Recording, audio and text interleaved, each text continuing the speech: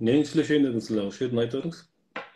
Ошол немелерди, Сыгундун журналдарын көрсөтүп сизге ошол жерден. Мен өзүм коркуп атам да, өзүмчө заниматься эткенден. По-моему, сиз окуп келген окшойсуз да, мен немелерден баягы өзүм окуган жокмун да сизден. Мындай эле немелерден ленталардан окуп атам да. Ошону сиз менен бир аз кеңешейин дегем. Эме болчу. Любой нерсени устаты жок жасаган кичине кооптураак болуп калат да. Ооба. Жакшылап угуп, жакшылап инструкциясын өтүп туруп анан жасаш керек экен да. Особенно жанагы поднятие неба дегени барго.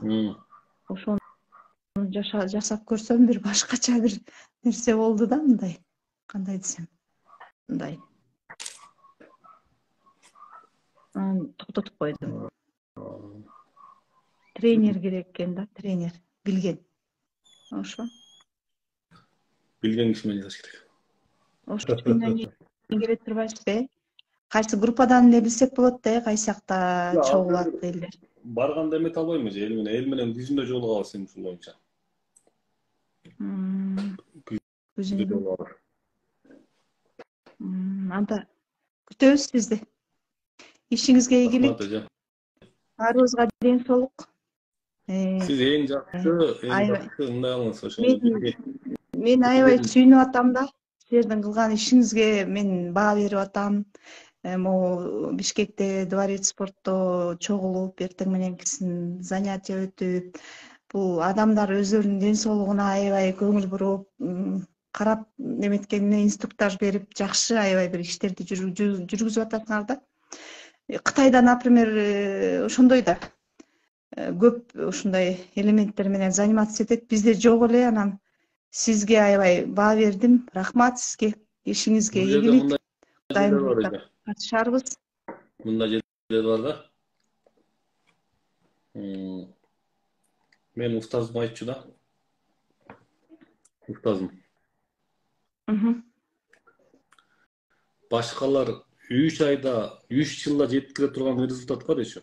3 жылда сен 1 айда жеткиресиң депчү.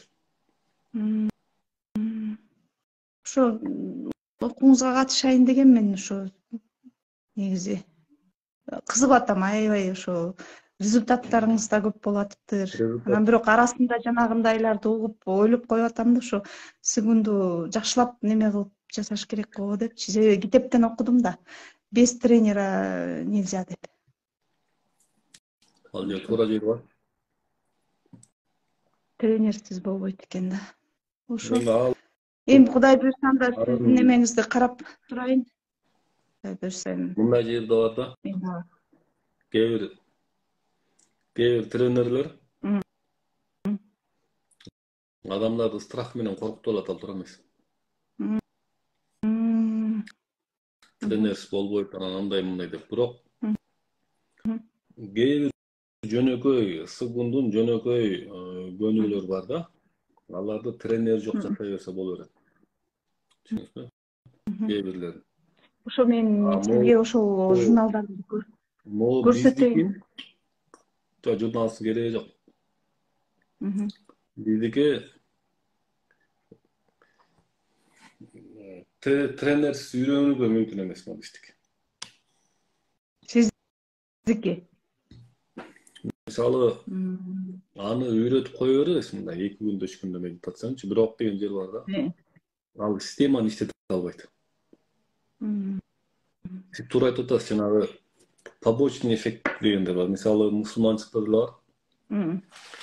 Илим алганда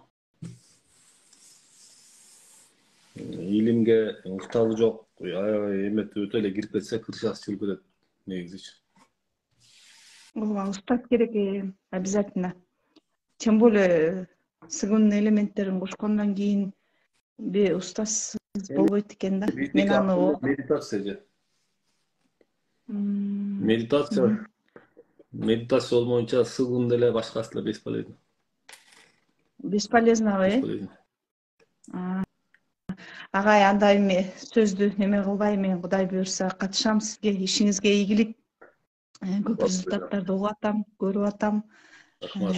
Аябай элдер ыраазы болуп атат сизге. Мен дагы байкап аябай ушул силердей кишилер чыкканына сүйүнүп атам да. Адамдар өзүнүн ден соолугуна көңүл буруп эме кылып атышат да. Сознаниясы, адамдардын сознаниясы башкача уже болуп баштады да. Кандай десем, грамотно, мындай орусча айтканда, грамотно начали относиться өзүнүн здоровьясыначы, ден соолугуна. Ошо рахмат сизге, Кудайым буюрса, мен да окуйм сиздин сабактарды. Рахмат. Рахмат. Жакшы. Айта бериңиз. Энем ооруп атат да 76-да, атам кайтыш болду, 3 жыл болду. Деменция болуп, Альцгеймер болуп. Суставтары ооруп, аракет эле кылып атам мен деле. Бирок көзү дагы начар болуп, эме өзүн жоготуйду да. Ким? Тирей жок болуп. Энем. Мам. Вот. Анан кийин бастырып келатам, обливание деле кылып атам, чистка кишечника. Мындай, и массаж деле. Не знаю, что еще делать. Сүйлөшүп деле атам, музыка деле коюп атам. Эмне болду мойнум? Канча жашта? 76. Анын өзүнүн аракети болмоюнча анын тагдырына киришпеңиз. Ошо спасатель болбо деп Назгүлдү айтып атат. Вот ты любишь спасать людей деп. Ой. Качан эмеси эметет, ойгонот. Ал сезими. Ал өзү суроо берсин же сиз мен бирөөнүн артынан жооп бере албайм да. Мындай бала катары мен эч кандай аракет кылбашым керекпи? Бала катары жакшылап карай бериңиз, бага бериңиз. Анан өзү аракет кылмайынча кыйын да, кыйын. Мен өзүмдүн жакын адамдарымды, ал эмес апамды, өзүмдүн апамды ооруп калгандан ушуларды машыктырып 2-3 жолу жакшы кылып койдук. Вообще болбой калган жерден туруп кетти ордуна. Сон болуп кетти. Анан кийин дагы ооруп калдым, мен карабай койдум вообще. Карабай койгондо мен жакын адамдардын бирөө ошондой болду. Анан өлөйүн деп калгандан анан кайрылышты, анан ошондо кайра жардам бердим, ошондо жакшы жардам бердим. Мен кетмек болчумун да. Я должна была уехать в Америку уже жайдан. Бир туугандарым анан тайжан суранып атат да. Как будто мындай своя личная жизнь мындай откинула, получается. Эми ал өзүнүн ошого чейинки действиясынын аракетин алып атат да. Негизи апаңыз жакшы болуп кетсин. Бирок ар бир адам мисалы карылар үйүнө анан баланча атасын карабай коюптур, анан карылар үйүнө апарып коюптур, анан деп бир өлүмүш болуп атпайбы? Ошонун өздөрү күнөөлүү негизи. Ата-энеси өзү күнөөлүү да? Ата-энеси өзү күнөөлүү. Жолдошу карабай кетиптир, анан жолдошу 5 баласы менен тыштап кетиптир, анан деп бир бакчы болуп аткандар бүт өзү күнөөлүү ошого. Да. Логично. Мен өзүм эмне кылышым керек анда? Сиз ошол септен чыгып кеттиңиз. Эгер сиз өзүңүздүн үстүңүздөн иштебесеңиз, көпчүлүк учурда кыздар эненин тагдырын кайталап калат деп айтылат. Көпчүлүк учурда. Энеге жакын кыздар. Ал күйөөгө тийгенден кийин анын өзүнүн тагдыры өзүнчө болуп кетет. Күйөөгө тийгенден кийин дагы энеси менен жакын кыз аябай эле жакын болуп кечке сүйлөшө берсе, адам киндиги үзүлбөй калат. Притянет эту энергетику, да? Киндик үзүлбөй калат да, ал энесинин тагдырын кайталап калат. Түшүнөсүзбү? Ошон үчүн ошонун киндигинин үзүшүнүн өзүнүн системалары бар. Ошонун методикалары бар. Көпчүлүк апалар балалары менен күйөөсү менен ажырашат, туурабы? Ошонун тагдырын 70-80% кыздар ошонун тагдырын кайталайт. Кыздар да ажырашат. Анткени себеби ошол сеп баладан балага өткөн үчүн ошондой болот. Ошону үзүп чыгып кетиш керек. Анда алысыраак туруш керек. Да? Endi özüňiz baýkap görüňiz. Baýkap görüňiz. Eneňizdin özünün hareketi olsun. Hem конечно, bаарыбызга apa керек. Men özüm деле айтып атпаймынбы, апамды 2-3 жолу ошентип. Эми алар канчада? Азыр тоже 70-80де? Ya apam 70'e çıkıp kaldı hazır. Az karabay koydum öyle. Karabay koydum. Hazır günde ösüp turup, ertemden turup, maşıgıp, gimnastikani kılıp alıp, özünün canı üçün. Düşünüyorsunuz mu? Бирок мен бала катары негизи бир жолу айтыш парс дейт. А мен ага 3 жолу өзүмдү эме кылдым. 3 жолу. Ну, мен уже 10 жылымды я им посвятила. Мало того, что 20 лет ты үй бүлөмө, андан кийин 10 жыл ата энеме получается. Ja. И вот эти 2-3 года. Күйөөңүз 13 жыл. Күйөөңүз барбы? Мен ажырашып кеткем. 13 жыл болду. Апаңыздан алыспабыңыз сенин жакын. Үйдө балдар болсо ошолорго өткөрүп бериң. Алар кеч алып атышат. Неде? Тинтип койчу. Карап койчу. Эми ал сиз алардын тагдырын талашып алып атасыз да. Туура, алардын кармасын талашып алып атасыз. Кыз киши деген эрге тийгенден кийин ошол менен болуш керек. Эр менен болуш керек. Түшүнүңүзбү? Эри жок болсо, эркин жүрүш керек каалагандай. Туура? Аны айта албайм. Ери жок болсо балдар менен жүрсүн, ошолорду тарбияласын. Жок, балдарым өзүнчө да баары. Эми ал нерсени Кудай Таалам сизге баш берген, акыл берген туурабы? Аны өзүңүз чечиш керек. А бирок направление алсаңыз болот. Направление алсаңыз болот. Бул только личный развод айтылат. Макул анда. А мен что-то Толкунайга звонить этсем, анан силерге звонить этсем, алынган жок телефон. Биздин менеджер бошой болот окшойт да. Макул. Машыгып атасызбы? Ооба. Я даже стоя научила, сидя научила. Массаждан кийин. У меня же восточный массаж. Тоже лечебный. Бизде окудуңуз беле? Бизде окудуңуз беле, окуган эмес белеңиз? Жок. Окуган эмес белеңиз? Окусаңыз мондай суроолорду бербейт болчусуз да. Да. Ат күчөйнө болбой атат да. Түшүнүңүзбү? Мага берген суроолоруңуздун көбү оңдуу нерсени берди.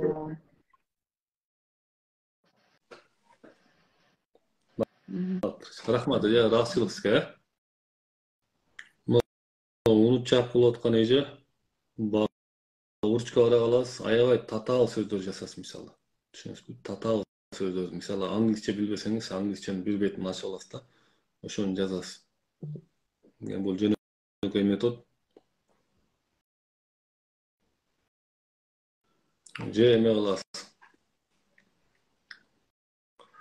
Эшикти карайсыз да, сүрөткө тартасыз. Эме менен, телефон менен. Анан сүрөткө тартып туруп, бир эле карап туруп мындай, эмне эстесеңиз ошону эсиңизге түйүп туруп анан бияктан көрөсүз, түшүнүңүзбү? Эмнени эстеп калдыңыз? Мисалы, кайра терезени карайсыз, терезенин алдында мындай карап туруп эле мындай. 1 секунд карап туруп эле кайра ошондой эстеп калганыңызды бул жактан карайсыз, мисалы, түшүнүңүзбү? Мисалы, жанагы жаш балдардын моон деле ошондой кылсаңыз болот мындай. Моо окшогон эмен деле.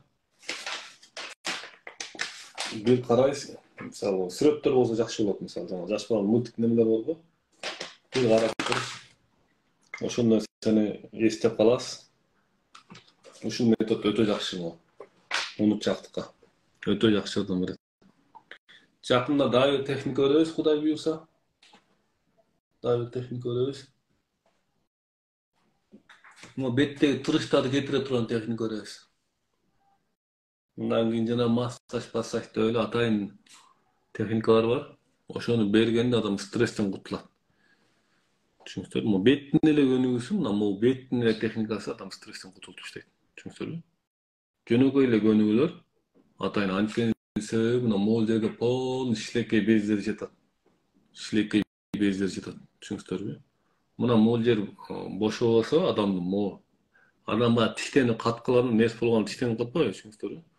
Ошон үчүн мына могул жер бошогондо полный организм бошойт. Түшүнүңүздөрбү? Ошон үчүн жакын арада могу ушу беттин тырышын кетире турган плюс ошол убакта могу стресстен чыга турган көнүгүүлөр. Бир эле көнүгүү ушунчалык чоң результат берет.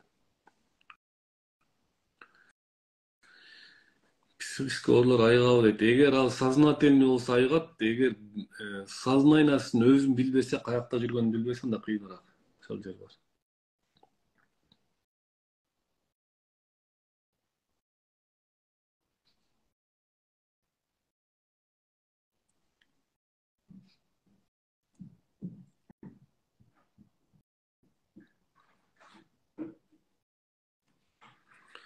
Жаңы окууну баштайбыз, бирок мен аябай өзүм жалпы адаммын.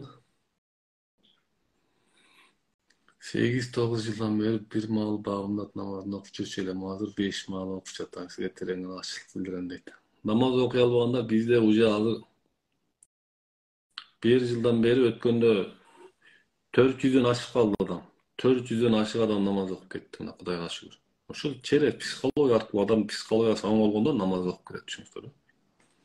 Анткени себеби могул жер бошогондо эмне болот? Адамга күч кубат кирет. Күч кубат киргенден кийин уже адам Кудайга сыйынгысы келип баштайт. Ошон үчүн бул жерден намаз окуп кеткендер бизде өтө көп. Плюс орозо кармагандар өтө көп болду бизде. Орозо кармагандар өтө көп болду. Жаңы кармагандар аябай. Көп жылдан бери кармабай жүргөндөр. Мурда орозо кармап ооруп калып аткандар, мурда орозо кармап ооруп калып аткандардын баары канчасы уже быйыл кармады уже.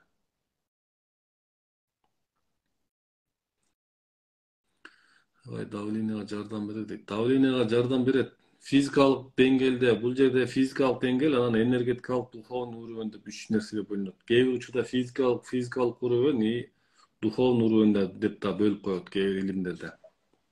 Анан могул жерде основной бул жерде 3 нерсеге бөлүнөт. 3 нерсеге бөлүнөт.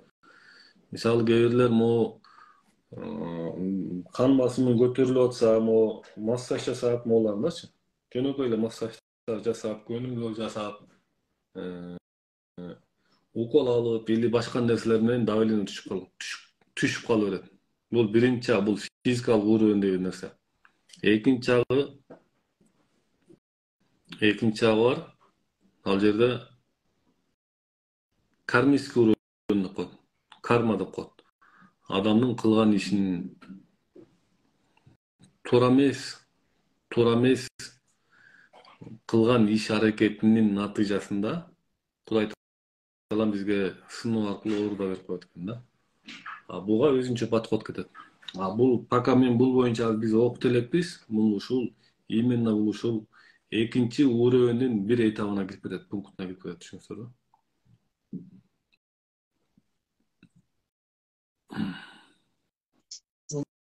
Assalamu alaikum.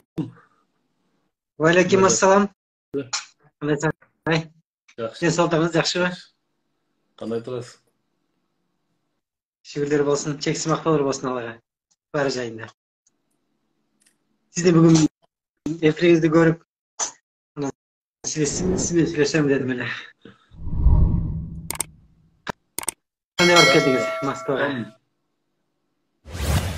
Аябай сагындырып едиңиз, 2 айдан бери жоксуз. 2 айдан бери чыкпай калдым. Бүгүн аябай жакшы тема болуп атат, аябай жакшы темаларды айтылып атат. Өтө сонун. Сразу көрүнүп турат да, мекендештери сагынып калган экен дегече.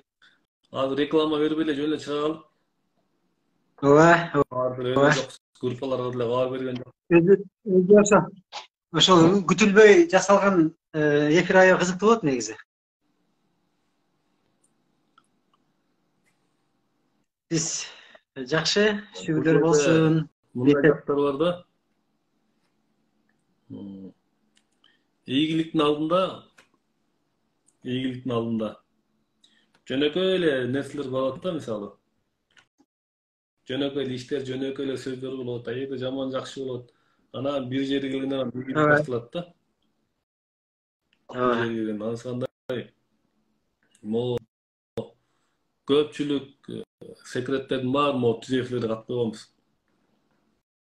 Да. Эң туура.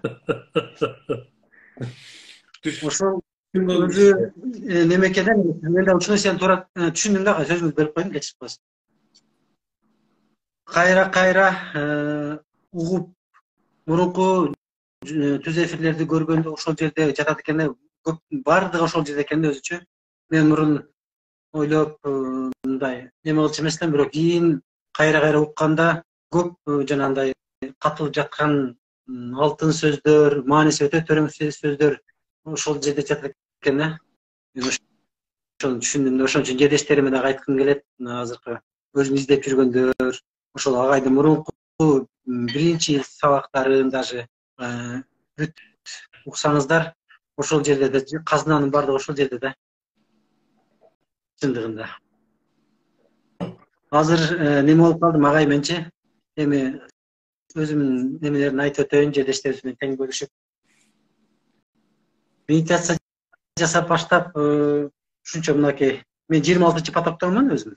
26-поток ошондо февралдын 25 өткөнбүз.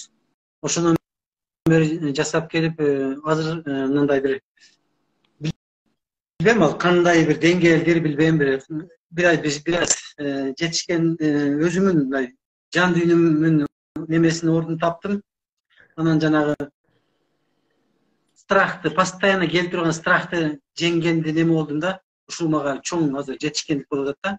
Мен үчүнчү. Бир ой келет да, мисалы үчүн бир азыр жөнөкөй тилмен, жалпак тил менен айтайын. Жакында карындашым Кочкор Ата шаарынан Бишкекке жолго чыкты да. Машинасы менен жолго чыгып, анан биринчи эле мурун ошол ой келгенде, мындай ой келет да. Жанагы жолдо перевал, алыс жол, анан жанагы авариялар көп болуп кетет. Ушундай биринчи ошол ой келет да. Ошол ой келгенде мурун переживать этип, мындай кайерге келдиң, тез чалып, ушундай сурап турчу элем. Азыр өткөндө ошо карындаш жолго чыкканда ошол страх келгенде, бул менин оюм эмес. Бул мага мурунку программалардан келген программадан мага страхты келтирип атат деп эле, ошол мезгилде ошол бүткүл ааламды жараткан Аллахка тапшырдым депчи, өзүмө ошол тапшырганды үйрөнүп калдым да. Мына жүрөккө токчулук келип калды. Мындай улуу күчкө тапшырык, андан кийин адамга ушунчалык неме келет экен да, спокойствиечи. Ушундай неме, ошондой немеге жетиштим да азырчы. Анан эми калган майда жетишкендиктериме айтып санап отурсам сансыз. Чындыгында. Акырындап жылып атабыз, өзүңүз айтмакчы, калтырбай эле жасап. Басуу техникасы боюнча аябай жакшы бир неме болду, агай. Мен да жанагы басуу техникасын басып атканда бир аз кандай десем, өтө башталышында катуу баштап туруп, анан кийин жана буттун немелери таалайт го. Ошол жерге келгенде бир аз азайып атты эле. Азыр уже бирдей стабильный неме келип калдым да. Скоростьты бирдей ошо 80ге койсом, ошо 80 менен неме кылгангачы. Анан 15 мүнөттө ушунча катуу тер чыгып атат да ужечи. Уже кадимде 15 мүнөттүк немеде. Кийин башында 15 мүнөттөн баштагам. Кийин анан ошол нерсеге бир аз неме болуп калат экен, канаттанбай калат экен. Анан 20-30га жеткирип аттым, анан кайра уже ошо 30ду жарым саатты постоянно убакытты дагы. Керемет сабактарыңыз, керемет жедештерибиздин баарын айтмакчымын. Өзүңүз айтмакчы, ошол зона комфорта кирип калганда дальше эмне, жана орустарда айтып коет го, дальше что деп суроо келет го. Дальше что дегенчи. Ошол суроону келгенде эле ага көңүл бурбастан жасаш керек экен да. Зона комфортадан уже дальше дагы эме кылбайчы, токтоп калбастан. Сизге жооп турган Аллага чексиз мактоолор болсун, шүгүрлөр болсун агай. Рахмат, рахмат. Бул Русланбек байке тууралуу тааныштырып жатып сизди. Иә. Бул Русланбек байке Россиянын бир шаарында диаспоранын башчысы. Жетекчisi. Анда медитацияны жакшы жасадыңыз, тынбай жасадыңыз окшойт. Тынбай жасадыңыз. Siz бирок өтө көп окуган адамсыз, Ооба. Ооба. Өтө көп окугам. Китептерди алып алып, ага айтып бердим эле го, эсиңиздеби? Жанагы Екатеринбург шаарына баргандачы. Барып, ошол жерден бир жумуштар менен бардым. Анан поезддин кетишине 4 саат убакыт бар да. Анан ошол 4 сааттын ичинде эми кантип убакыт өткөрүштү билбестен карасам, ошол вокзалдан жакыныраак жерде бир китеп саткан китепкана бар экен, дүкөн бар экен. Ошол жерге барып, анан китептерди көрүп, ошол мезгилдерде да эми. Анан жолго эме алып кетем, тамактанганы алып калсын деп, ошо 1,5 миңдей, 1,5 миң рубль акча калтырдым эле да. Анан ошол жерге кирип алып, китепканага кирип, аябай көп китептерди көрүп, именно ошо психология боюнчачы.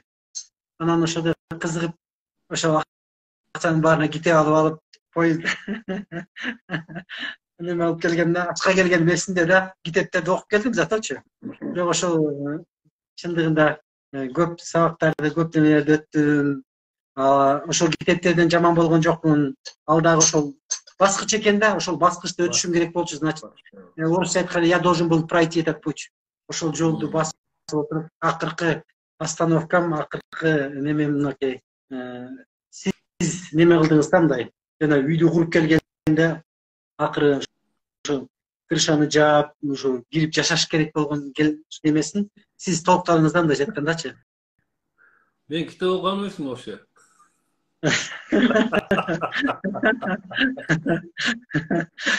Siz praktiksiz дагы. Практика менен только жол менен, Мен китеп окуган эмесмин да, анан айта берет да, элдерчи. Сен бияктан сүйлөп атасың, сен моуну сөйлөйүн, сен мояктан сүйлөп атасың дейт да. Да. Биздин сабактардын необычный ошондо. Эгер мен китеп окусам, башкаларды yok, мондай болуш керек, мондан кийин могул деп айтып бермек. Мен окугам, бирок өтө аз окугам мен. Өтө аз окугам. Китептерди эле үйдө көп. Бирок окуган эмесмин. Бир сирле мен бир китепти бир эле сийле барактап коем. Мындай эле ортосун бир окуйм, биягын бир окуйм, биягын бир окуйм болду. Керектүү жерлерин гана окуп коем. Баягы кээ бир адамдар 50 жыл эмгек кылган, 50 жыл эмгек кылып туруп мынчалык бир китеп жазып коет да. Ошо китептерди окуп койсо болот. 50 жыл өмүрүнүн кереги жок болуп калат. Анан сандай мен дайыма айтып келем го. Биздин практикалар окуй берип, тажап жолун таппай алгандар үчүн. Неге дегенде адамда эго көбөйүп кеткенде эмне болот? Адам ооруйт. Биринчи очур ооруйт. Эго көбөйгөндө. Үй бүлөлүк азаптар, жан дүйнөнүн тынчтыгы кетет. Нерсенин баары адам азапка батып калат. Страх, белгисиздиктен коркот, оорудан коркот, ачка калуудан, ток калуудан коркот.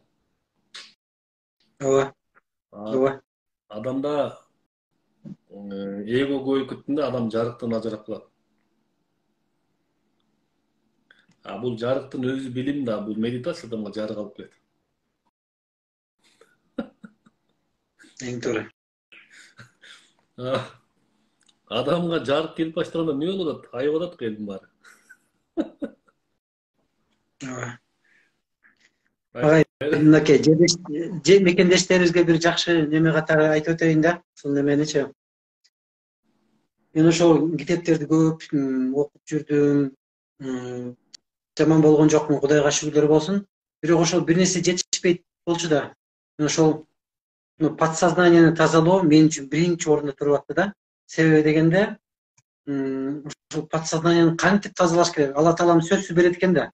Мен Мирзакарим Норбековдун китептерин көп окугам да. Анан ошол жерде дагы ал киши айтат да. Эгерде дейт, ушул жашоодо сөзсүз дейт да. Сен изденсең дейт, бир неме устазың болуш керек деп атпайбы, мугалимиңчи, агайың болуш керек дейт да. Эгерде агайың жок болсо дейт, сам дьявол дейт да, сен агайың дейт, эгерде жок болсо, ошондуктан бир агай табыш керек. Мен ошол бир агайды тапсам экен, болсо экен деп ушунчалык ниет кылчу элем да. Себеби дегенде биздин шаарыбыз эми кандай десем, чоң шаарлардан алысыраак, биздин чоң шаардан алыс болгон үчүн мындай ар дайым устаз издеген да. Ошол ниет кылып жүрдүм эле, анан кийин сизди деле немеден ютубтан кокустан көрүп калып эле, анан уже кайра угуп, анан уже өзүм ойлодум да. Медитация менен жана Джо Диспенза деген неме бар, ал да өтө кыйын киши. Ошол да айтат да, медитация болмоюнча чоң рывок, чоң өзгөрүү боло албайсыңар дейт. Убактылуу өзгөрүшүңөр мүмкүн.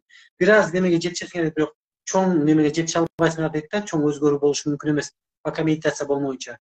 Анан медитациянын түрү көп да. Анан ошол сиздин сиз үйрөткөн, сиз окуткан медитация чындыгында ошол биздин канча 30 жашта болсок, 40 жашта болсок, канча жаш болсок, ошол жашка чейинки өзүбүздүн ушул подсознанияыбызга кирип калган негативный блоктор, бизди кармап турган, жарыктыкка чыгарбаган блоктордун баардыгын ушул тазалайт экен да, чындыгында. Өзү өтө уникалдуу медитацияңыз. Ошон үчүн мен башында эле жанагы немеде айтып өттүм эле, группада жазып жүрдүм го. Кудай таалам Кыргызстаныбызга кут берди депчи. Кут келди, ошону пайдаланып, окуйлу, ошол нерсени жетишелик депчи.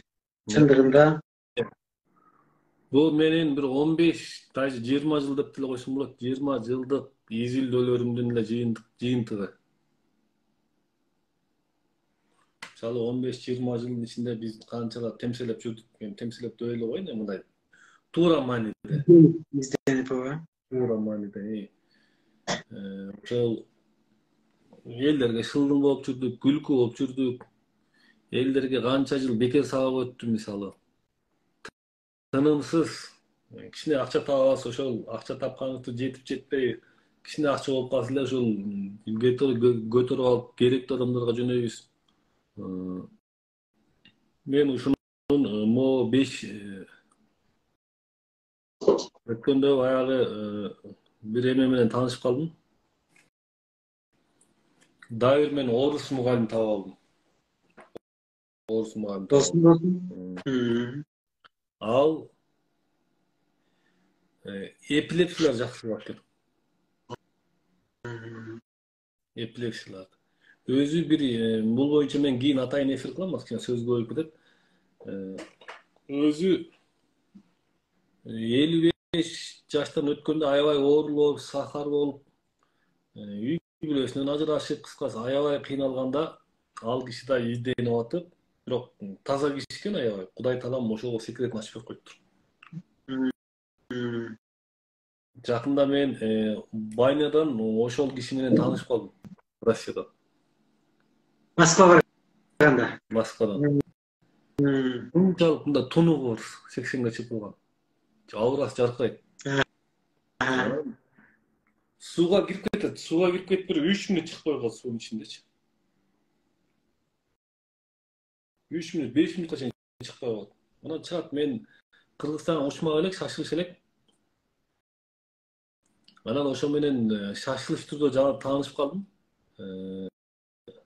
Ал мага мен да Банядан көп адамдарды эме дарыладык да, эмелерди, мындай стресстен чыккан жолун үйрөттүк. Бирок мен таппай жүргөн нерсени таап алдым ошол жерден. Таппай жүргөн нерсени таап алдым. Мен ошонун айынан Далай Байнага баргам менчи. Ошонун айынан Влажный парга баргам, Сухой парга бардык, Финицкий парга бардык, Хамамга бардык. Анткени себеби мен ошол жактан да кичине бирөөлөрдөн үйрөнүп калгам да, илгери чала үйрөнүп калып, ошондон жакшы үйрөнө албай калгам. Москвага Кудай таалам сизди бекерден алып барбаптыр дагы. Анан ошол көбүмөлөрдү айыктыруу үйүм дейт, эпилепсияларды айыктыруу үйүм дейт. Эми мен азыр кичине акча тыйын кылып алып, Ошол айылга барасыз. ошол оруско барам. Бирок мен ал орустукун мисалы могу биздики орустукунан ашып түшөт. Бирок мен аны кошумча үйрөнүп атам. Кошумча ал орус мага кызыгып калды. Экөөбүз 5 мүнөттүн ичинде дос болуп калдык. Караңызчы.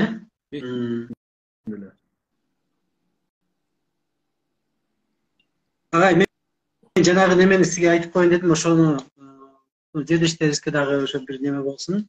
Эсиңиздеби, жанагы бир кошунун жедешибиз бар эле бул жердечи.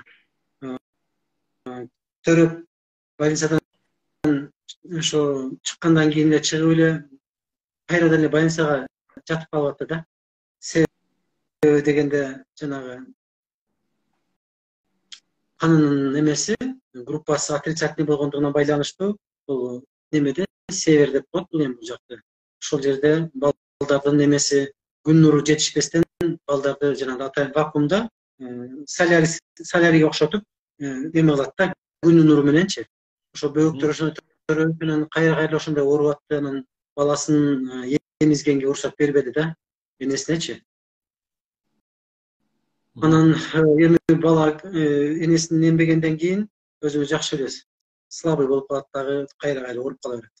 Анан ошентип көпкө чейин ооруп кайра 2-3 жыл больницага жатып калышты. Чуть ли даже реанимацияга түшүп калды балачы. Анан ошондо ошол келинге айттым, сен ушул мен ошол мезгилде мен жаңы медитацияны баштадым эле. Ушул медитацияны жасагын десем, чындыгында ошол ушунча изденип турган мезгилде эне байкуш ошода аябай жакшы өзү жакшы биле.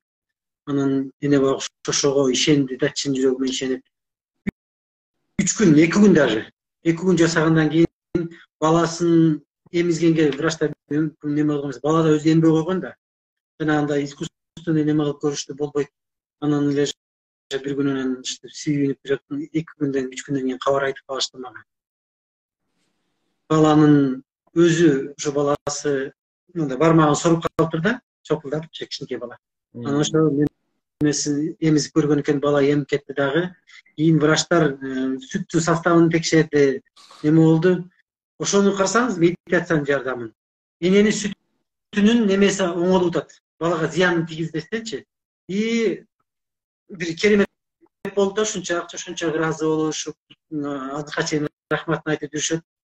Ушунча чоң өзгөрүү болду. Мен ушул жерде ушунча баа бердим. Жедештерибизге айтат элем, бизге бул өтө бир уникалдуу бир өзгөчө бир немебиз келди. Агай Кудай таалам бизге берди, шуну пайдаланайлы, ар дайым туура түшүнгөнгө аракет кылайлы, бизге кабарлайлы, жеткирели, пайдаланып карайлы ар дайым. Анан эми мына биздин мындай да, мен дайым айтып келем, бул адамдын ден соолугун жакшы кылып коюш. Мен эми Кудайдан улук сүйлөбөйүн, бирок баягы адамдын ден соолугун жакшы кылып коюш. Менин устазым раматтылык болуп кетти, өтө чоң деңгээлге, даже олуялыкка жеткен десем жаңылышпайм. Мен ошонун колунда 5 жыл сабак алгам. 5 жыл сабак алгам. Анан ошол айтчу. Ал мени көп нерсеге даярдаган. Анан ол жерде мындай жери бар. Адамды ден соолугун оңоп коюш. Адамды мисалы эң жөнөкөй эле нерсе, бизнесмен, миллиардерлер адамды бай кылып коюш, алардын колунан бат эле келе турчу. Туурабы?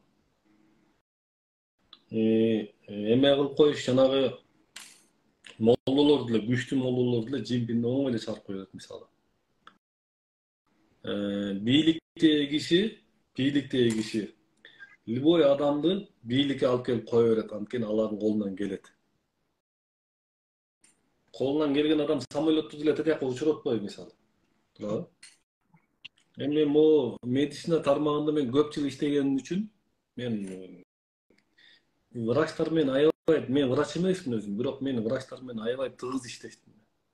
Тыгыз иштештим мен. Ошо ооруп келген баарын анализин баарын алып текшерет, мага жиберишет.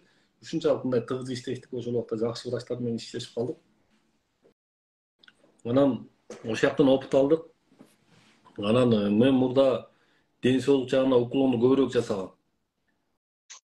Илтеген, семирип кеткен адамдарды оңой артатпайса болот, мисалы. Мен артатпайм.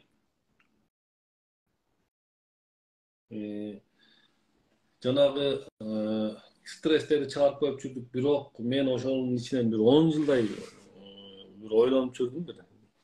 10 жылдын өзүндө 7-8 жылдай 10 жылга чукул ойлонуп жүрдүм. Элдер келет, ден соолуктар чыңалат, арыктайт, шишик-мишиктер кетет, бөйрөгү иштебеген бөйрөктөр иштеп кетет. Полный жакшы болуп кетет, бирок мен салпай отуруп калам бул жактачы. Анан ошонун артынан мен көп жыл ойлонуп жүрдүм. Бирок Кудай таалам ошону берди. Кийин көрсө биз могу ден соолукту оңдоп коюш оңой эле экен. Адамдын эгосунун, нафсинин үстүнөн иштеш керек экен, биринчи очередь. Качан адам өзүнүн нафсинин үстүнөн иштеп баштаганда, адамда мен азыр болуп көргөндөй тагдырында өзгөрүүлөр башталат. Мисалы, биз адамды, мисалы, айырмасын байкаңыз. Айырмасы мындай. Эгер мен адамды могу нафси менен иштебей, только ден соолугу менен гана иштесем, ал адам аябай жакшы болуп, ден соолугу чың болуп, аябай сонун болуп кетет. Бирок анын коомго тийгизген таасири болбойт ал адамда. Ал только өзүнүн нафси менен иштеп калат. Да. Эми карап туруңуз. Ал күчкө толуп кетти деп коеюн, кыз болобу, эркек болобу, күчкө толуп кетти деп коеюн. Эркек киши эмне кылат? Бийликке жанталашат, байлыкка жанталашат, үстүнө оңой ала алам дейт. Аял кишилер болсо красавица болуп, өзүнчө эле алтын, бриллиант, өзүнчө кийинип эле жиндүү болуп башташат мисалы. Өзүнчө эле комфортко кирип. Анан ошол нерсени ошол жерден токтотуп туруп, анан биз башка системаны, эми баягы Кудайдын илимин менчиктебейм мен. Ошол баягы окугандарымдын баарын мындай системага салып чыгып баштадым. Мындай живой үйрөнгөн нерсенин баарын эми анча-мынча окудук, бирок кээ бир учурда, бирок основной эле китеп тил окуган эле жокмун көп элечи. Анан эми карап туруңуз. Адамдын эгосу менен иштеп баштаганда, могу биздин эмеде карап туруңуз. Энеси оң болуп атат, баласы оң болуп атат. Энеси оң болуп атат, моякта канча иш жазды жанатан бери. Мен медитация жасап атканда 3 баланы тең ич өтүп кысып атат деп атат. Көрөсүзбү? Эми ал эжени келип туруп өз физикалык өрөөнүндө иштеп койсок, ал ошол апа жакшы болуп кете берет, бирок балдарына таасир эте албайт. Аял киши биринчи очередь духовный жактан оң болуп баштаганда, көрдүңүз, балдары, кыздары, күйөөлөрү келип атат. Аял кишилерди мисалы байкуш бир бечара болуп күйөөсүнөн кордук жеп жүргөн аялдарды оңоп коюш оңой эле, аларды стрессен чыгарып коюш оңой эле. Бирок ал өзүн оңоп, ден соолугун чыгарып, фигурасын чыгарып алгандан кийин анын күйөөсү келбейт да, үй бүлө сакталбай калат да бул жерде. Да. Айырмасын түшүндүңүзбү? Түшүндүм. Биздики баягы кыргызда бир жакшы сөз бар. Өзүнүн богун өзүнө жегириш керек.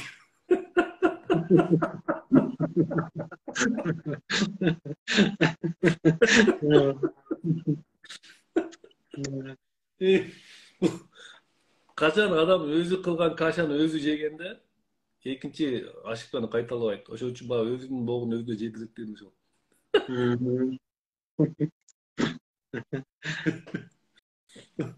Ошон үчүн ушул системаны акырындык менен баягы койгонубуздун себеби ошол. Эми экинчи курста буюрса агай ушулар тереңирээк уже эмеге өтө баштайбыз да, эми жанагы өзүбүздү бүтүндүүлүккө келебиз да. Экинчи курста бул жерде чисто духовность кетет. Да. Эмне үчүн результатка чыгып туруп түшүп кетти мисалы. Эмне үчүн укмуш байып артур түшүп кетти мисалы. Ооба. Агай, ооба, сонусу башташыңыздын Эмне эмеси келип калды. азыр эмне үчүн аябай результатка чыгып барып укмуш болуп барып эми аябай стресстен арылып барып кайра эмнеге түшүп кетти. Экинчи курста ошолор берилет. Ооба. А Себеби могу биринчи курста адам баягы өзүнүн болгонун өзү жейт. Түшүндүм. Агай, бир түшүндүм. Бир айтып кете турган нерсе. Ошол бир жердешибиз сиздин эмеңизге сабакка кошулду, уже окуп атат.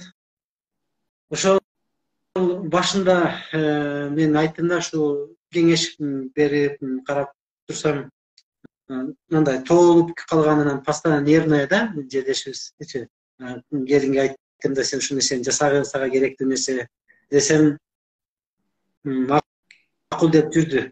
Жанан мен биринчи айткан сөзүмө неме кылбаптыр да, сен биринчи проба кылып көргүн.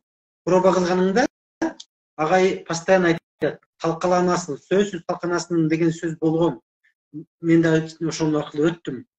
Талкаланасың деген сөзү ичиң өтөт, мурунку ооруларың козгойт, күйөөң менен урушуп аткан болсоң, өзү ошо күйөөнүн проблемаларын айтып калды.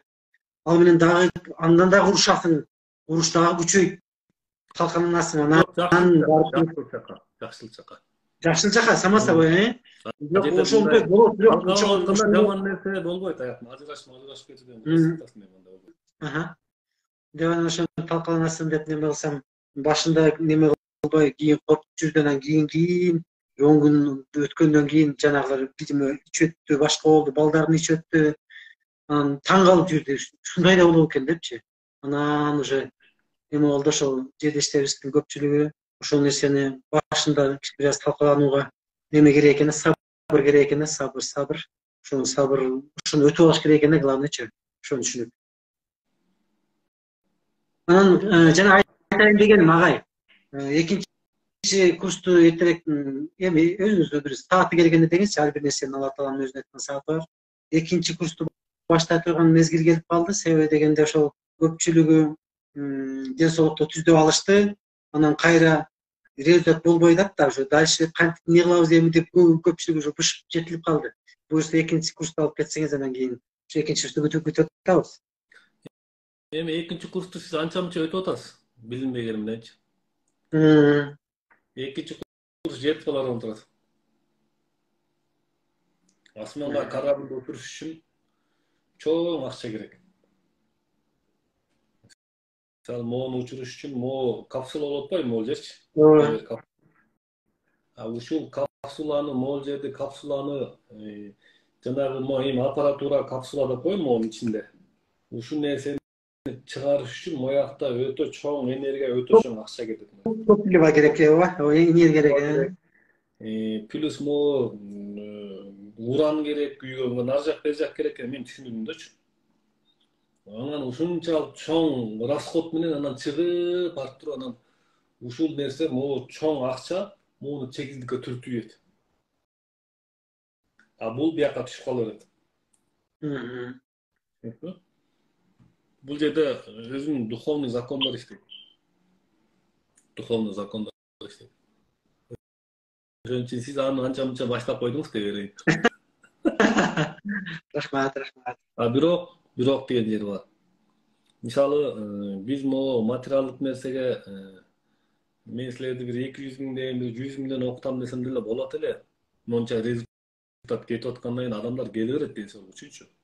Бирок конечно, Кудай сактасын, мен баягы напсиге алдырбаш керек деп эле мизерный сен адам мисалы болуп атабыз. Азыр жанагы Москвага, жанагы Орустан жанагы нерсени үйрөнүп келсем, каяка делем жол кире, жатакана, анын кызматын беришим керек, ага подарка алып барышым керек. Бир аз чыгып батасын алышым керек. Ал Орустун жанында жок дегенде бир 10-15 күн жүрүшүм керек. Аны бүт жерлерге алып барышым керек, көңүлүн алыш керек, мамилесин кылышым керек. Анан эми Кудайым буйруп калса ошол жака барып келсе, дайыр чоң ачылыш болот. Болсын болсын. Биз колдойбуз. Азыр ошого кичине акча тыйын чогултуп атам азыр. Эми кичине көбөйгөндөн кийин барып туруп, аяктан да бир жакшы нерсе үйрөнүп келет. Сөзсүз түрдө. Сөзсүз түрдө эң туура агай. Эми бул ушундай экен да, жаратылыш мыйзамы ушундай экен да. Ушул нерсени кылмайынча болбойт. Ооба. Мен сөзүңүзгө кошулам.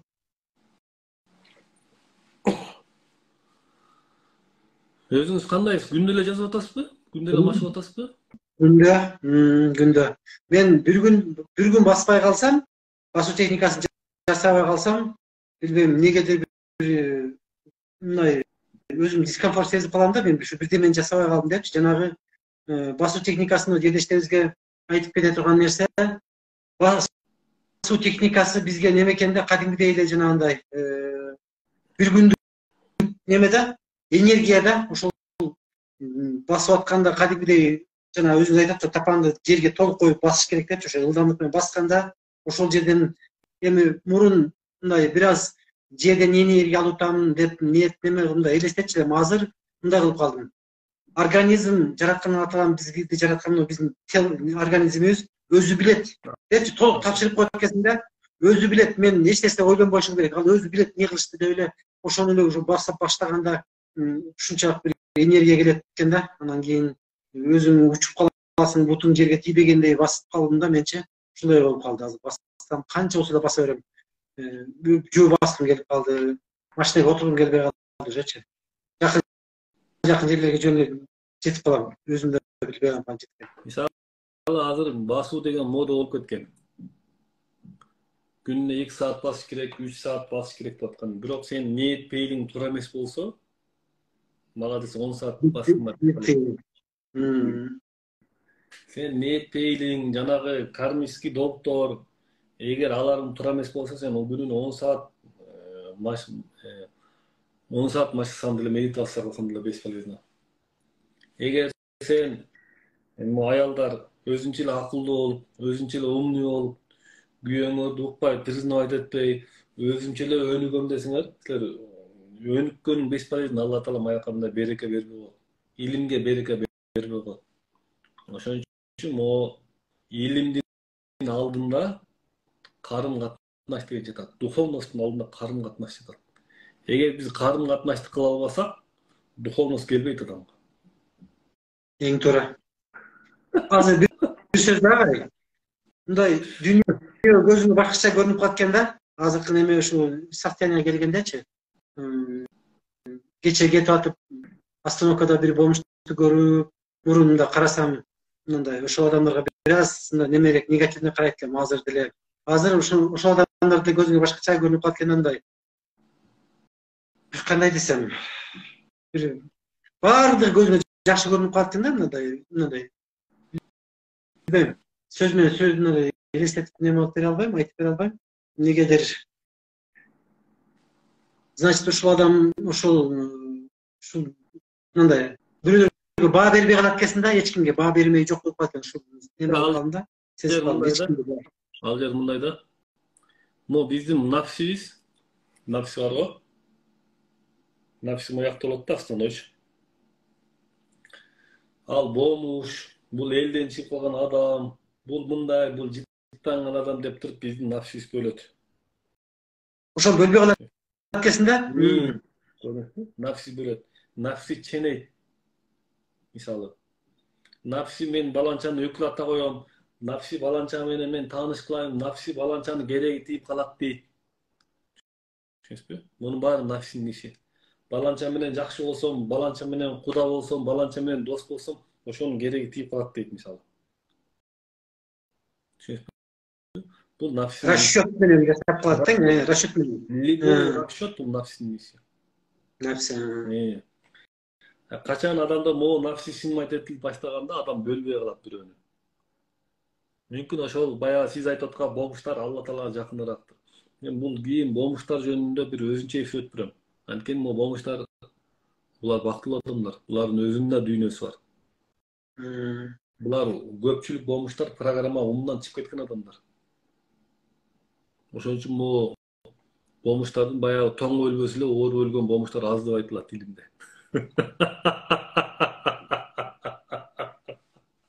Да, чындык чындык. Тоң эле өлүп калбаса. Чын. Булар жөнүндө өзүнчө тема кылабыз. Анткени булар баардыгынан тажап.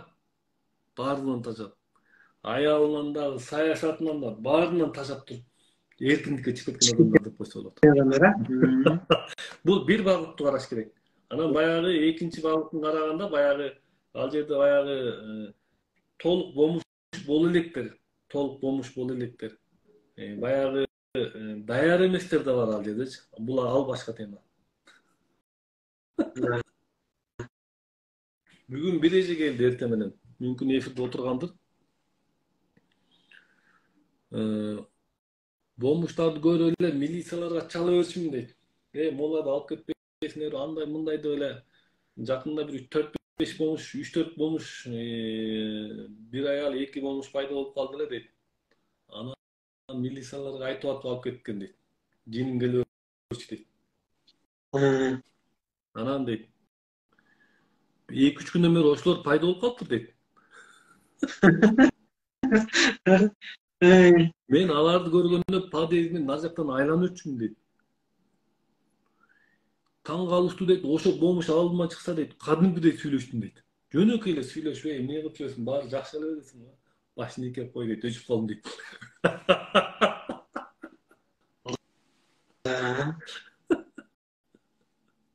Көрдүңүзбү?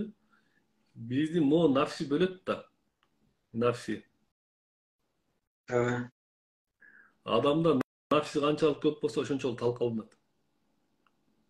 Нафсин көбөйдү, только талкаланасың. Талкаланып гана жүрүп отурасың. Адам оңол боюнча только талкаланат. Агай, бир жакшы жерди эстеп кеттим, айтайын сизге. Мурун Аллахка тапшырдым деп коюп, дейт элем да, өзү тапшырдым дейт элем да. Тапшырдым деп алып эле анан кайра переживать эте берет элем. Тапшырып Аллахка тапшырып, кантип тапшырып коюп деле көп переживание болчу эле да.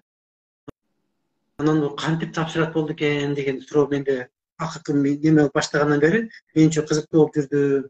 Акыркы убакта жумушумда көп моменттер болуп калат да, биз жумушта ответственный моменттерде. Аллахка тапшырып коюп, көңүлүм токта, мен улуу күчкө ушул өзүмө бир неме кылып алдым да, кандай бир фраза да. Бүткүл аламдарды жараткан жана аламдарды башкарган улуу күчкө Аллахыма тапшырдым деп ушул нерсе бир нече жолу чын жүрөктөн тапшырып койгондон кийин жанагы кандай десем толук неме болуп калдым да, көңүлүм токта, көңүлгө жүрөккө токтук келеткен дагы, анан сиз баштап тапшырып койгондо ушундай болот турбайбы депчи. Анан ошол ишиңиз, сиз айтып аткан ишти менин даже ошо жумушта иштеген коллегаларым мен аткарып ишти өзү бүтүп мындай бир гладко кетет экен да, баардыгычы мындай тегиз кетип, сиз ойлогондон дагы сонун болуп, результаттар сонун болуп калат экен да. Анан ошону ушул нерсени баарына каалайт элем, ушул изденүүчүлөрдүн, жерлештерибиздин немесине. Ушул нерсе өтө чоң мага ушул жетишкендик болду да, толук тапшырып койгондо. Эми дагы эле толук көп нерсе турат, дагы над собой надо еще больше надо работать. Мен ойлоп атам, бирок ушу бир чекесин неме болуп ушунча бактылуу болуп атам да, тапшырып койгонду үйрөнө баштадым окшойт деп өзүм токтук келе баштады жүрөгүмө, жан дүйнөмө ушундай токтоолуу, көңүл токтук келип калды да, ыраазычылык. Сизге ыраазычылык агай. Ошон үчүн могу духовный адамдардын баары жөнөкөй дервиштер болгон да. Дервиш болуп кеткен. Биздин нафис айтат. Сен үйлүү бол, жайлуу бол дейт, бала чакалуу бол дейт. Эми жакшы мунун баары. Бирок дейт, сен ошондон дагы өйдө чыгып кете албасаң, эми балаң деле, үйүң деле, машинаң деле баары Алланыкы болуп атпайбы? Кыргыздын бир улуу сөзү бар. Кыргыздын бир улуу сөзү бар. Кыргыздын улуулугу ушунда. Томуктай нерсеге, тоодой нерсени томуктай нерсеге батырып койгон. Кыргыздын улуулугу ушул жерде.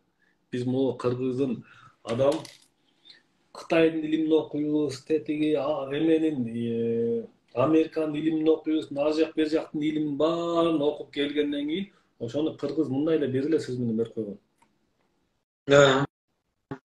Эң туура.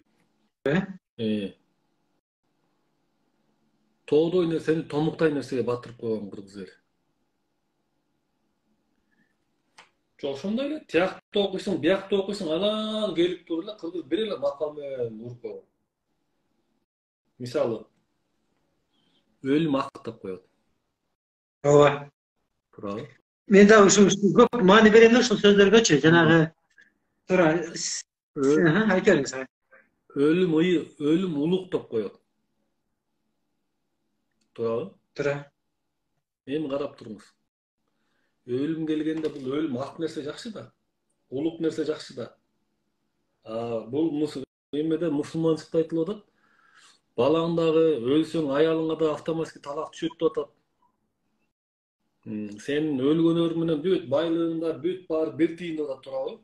Кыргыз ошол сөздөрдөн өлүм ак, өлүм улуктоп коет бир сөз менен. Түшүнүңүзбү? Ошол жерден өлүм ак, өлүм өлгөнгө чейин өлүм улуктугун билгенде биз эмне кылабыз? Нафсиден кайтып баштайбыз. Ооба. Нафси деген эмне кылат? Авторитет болгусу келет, бай болгусу келет, элдин алдында мондай жүзүмдү жарык кыл деп тиленебиз. Элдин алдында авторитет болоюн, кадыр бакым, даражаны бийик кыл деп мунун баары фигня, ерунда мунун нерсе. Бир болбогон нерсе ушул нерсенин баары. Ошон үчүн могу пайгамбарларыбыз, эмелерибиздин баары ушул нерседен өйдө чыгып кеткен, скачок болуп чыгып кеткен. Аң сезими чыгып кеткенден кийин алар элди ээрчите алган. Пендечилик эгодан чыгып кеткенден кийин.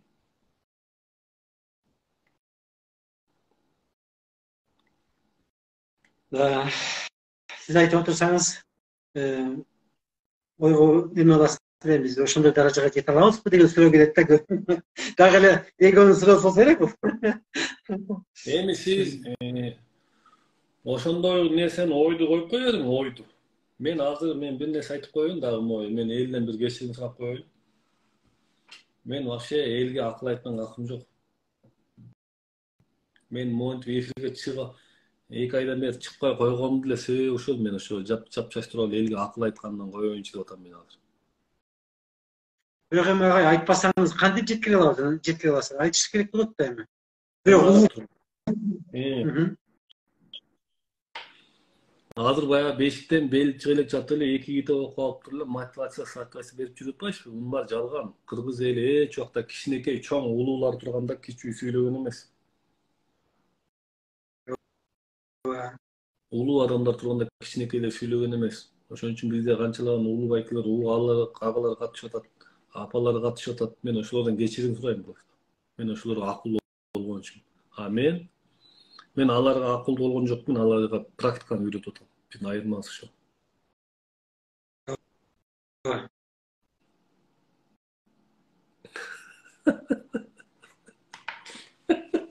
Мен сизге деле акыл үйрөткөндөн алыстым. Мен сизге акыл, мисалы, ыймандуу болуңуз, байке, аялыңыз сыйлаңыз, мондай деп бир жолу айттым эсеп көп эле сүйлөшүп жүрөбүз. Айттымбы?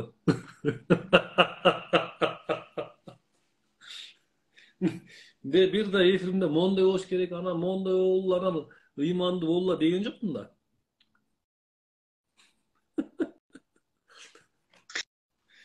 ооба, мындай да, анча адамдарга сиздин немеңиз, илимиңиз недоступен деп орустар айтып коет го, недоступен. Ошол кээ бирлерге таң калыштуу болуп калат, эмне жөнүндө сүйлөп атат деп түшүнө алышпайт. Мен аларды түшүнөм. Себеби дегенде балким убагында биз деле ошондой болгонбуз. Ошол нерсени өзүңүз айтмакчы айтасыз го сиз. Мага ошол аяктан окуп, бияктан окуп, уже башка жол таппай калганда, мындайча айтканда, бышып жетилип калгандар келет депчи, аныңыз туура.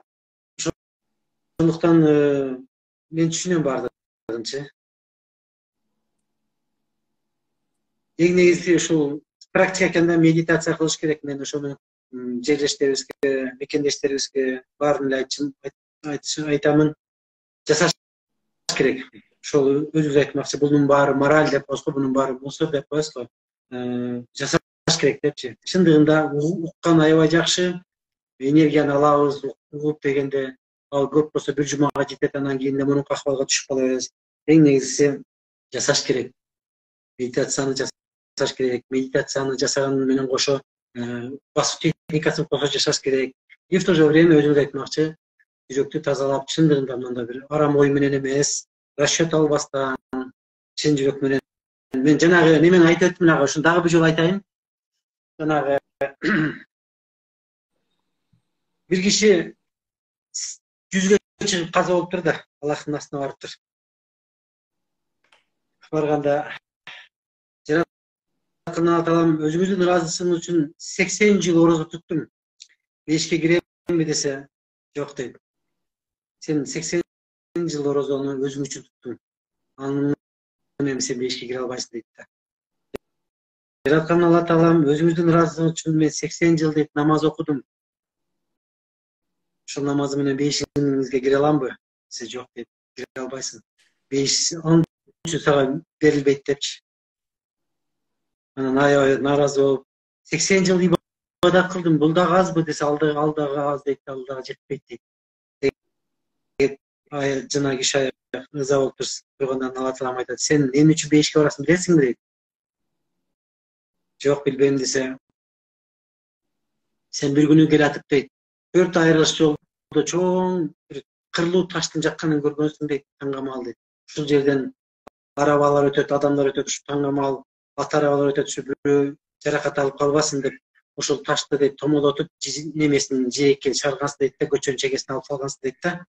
Сен ошону сен өзүң үчүн кылган жоксуң дейт да, сен ошон үчүн бешке киресиң дейт да. Ансыңарындай ошол бир расчет албастан бир пайдасы тийип калсын деп ырыткан жок да ал ташты чечекеге. Ошол чын жүрөгү менен жасады. Ошол мен ойлоп азыр сиздин билимиңизден угуп отуруп, ошол өзүң үчүн эмес, жанагы чын жүрөктөн жасалган нерсе бизди бир чоң немеге, бактылыкка алып келет экен да. Расчет албастан неме кылган. Кызмат той. Азыр кызмат, ошон үчүн кызматты кылайлы чын көңүлдөн, мындай бир пайдасы үчүн эмес, бир ушунун пайдасы тийип калсын дебестен, жүрөк менен Алланын ыраазычылыгы үчүн, дагы анын деле айтты, Алланын ыраазычылыгы үчүн, жүрөк менен жасап пайдасы тийип калсын же неме болуп каласың дебестен жасаш керек экен да, жүрөктөн. Шаарда иштеп жүрмүн. Мисалы менде ушуну сооп табайын, ушуга бир жардам берип кой, соопчулук үчүн деген түшүнүк жок менде. Бул өзү туура эмес түшүнүк. Мен бир иштеп жүрсөм, баягы 2008 жаңы ушул иштерди баштагам. Эл менен аралашып баштагам да. Ага чейин баягы окуп жүргөм, бирок 2008 официалдуу түрдө баягы эл менен иштешип, курортто, больницада эл менен аралашып баягы иштеп баштагам. Ошондо аябай кыйналып жүрдүм эле. Анан бир эже келип калган. Анан могу колдор ийрейип калды. Оларчы мындай ийрейип калган экен. Ревматоидный полиартрит деп коюшат. Ооба, ошондой бир оору бар го. Анан баягы давление бар экен. Мен массажда көп жасадым да, баягы точечный массаж, баягы майлап эмес, мындай. Майфикол сайт го, биздики мындай точечный, баягы кийин сыртынан да көп жасалчу да. Эже массаж кылып, жүрөгү массаж кылып, акчам жок деп калды. Мейли, келе чын жүрөктө массаж кылып койдум. 2 күн массаж кылып койдум. Анан батасын берип кетти. Анан Бишкекте анда өмөдө иштеп жүрдүм.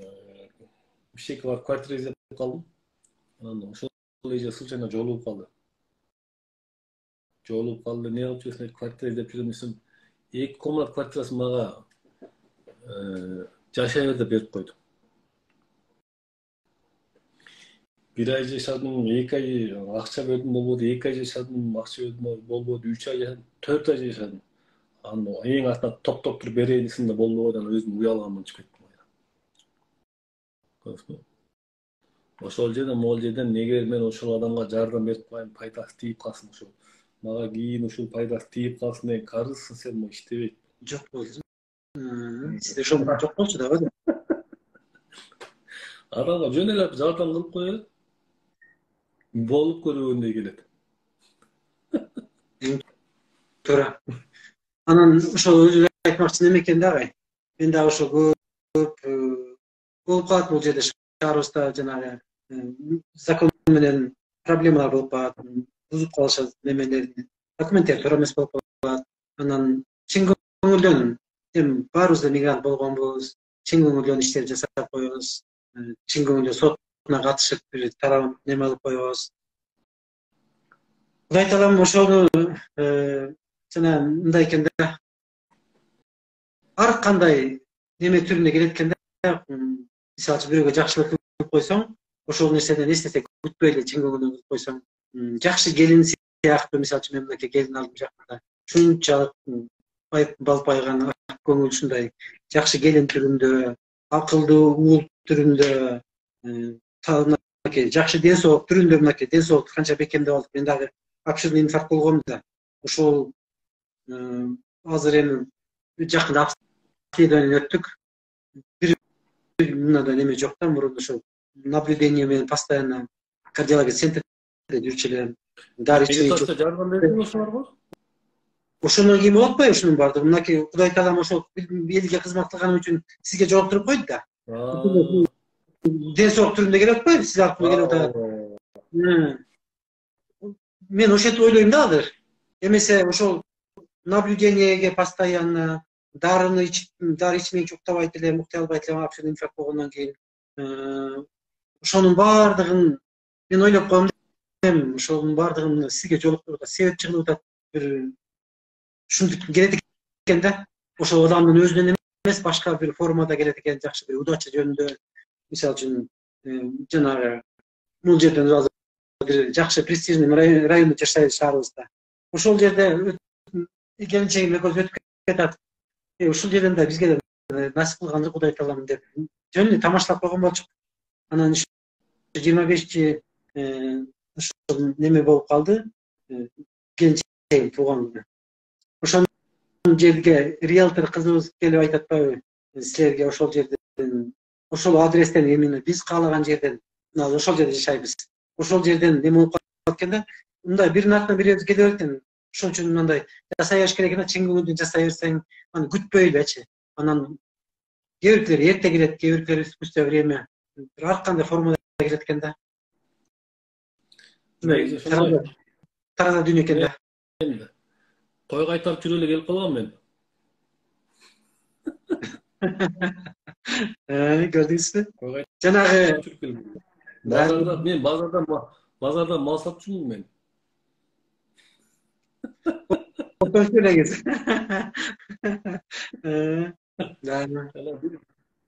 Бир досум тамашалай берет. Сен мал сатып жүргөн жериңен эле мен алып келгем депчи мана. Да. Мен базарда мен өзүм иш башым базарчы болгон. Базарда соода алып жүрдүм. Анан негедир эметпедим. Анан кой багып жүрдүм, анан мал сатып, кой сатып жүрдүм. Керелдин кечке мал базарда жүрчүм. Анан аяктан тажадым, анан кетип калдым. Бирок ошол аркылуу өтүшүң керек болчу да, ушул нерсеге жетиш үчүн ошол неме кылып жанагы айтып коет го агай. Мен ушуну аябай жакшы көп айтам да өзүм досторума дагы. Ошол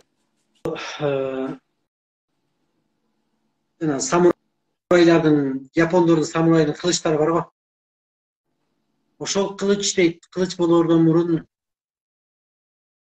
жанагы темир уста аны отко салып жанчып, кайра майга салып, кайра отко салып жанчып, ушунчалык жанагындай ысык суукту баштан өткөрүп жанчып анан кийин ушунча кооз кылыч болуп келет да.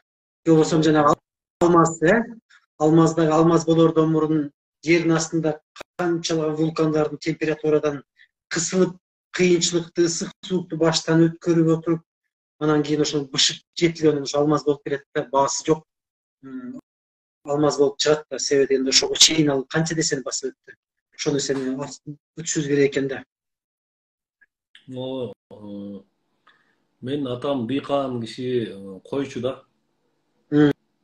Өзүнүн баягы башында шофер болуп жүрдү. Кийин койчу болуп жүрдү. Кийин дыйкан болду. Буудай айдап эмел катары азыр деле мал багат мисалы. Негизи эң чоң практиканы ошолор берет экен. Эң чоң практиканы ошолор берет. Баш көтөрбөй эле иштеп жүрчүбүз мисалы. Баш көтөрбөй иштечүбүз да. Карточка чапчубуз. Анан ошондо бирок ниет жакшы коюш керек экен. Урматтуу көрүүчүлөр, кандайдыр уйкуңар келди? Эфирлер Биз көрүүчүлөрдү убакытта дагы вакытыбыз барбы? Комментарий жазып уйкуңуз келди десем деме болалык. Кичине эл менен эсептешип болуп. Ооба.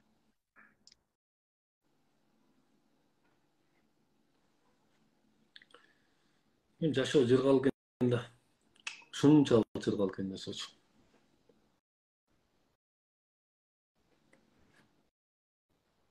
Жашоо керемет. Жанагы ыр барбы? Жашоо керемет кадырына жеткенге деп ушу биздин ырларыбызды карасаңыз, кандай философтор бар, ушунча сонун жазылган ырларды угуп отуруп баа бересиң. Бир айтып кетем нерсе агай. Бүгүн буквально бүгүн эмес, 2 күн болуп калды. Сиз айттыңыз эле го, жанагы музыканы учурчактагы музыканы уккула депчи.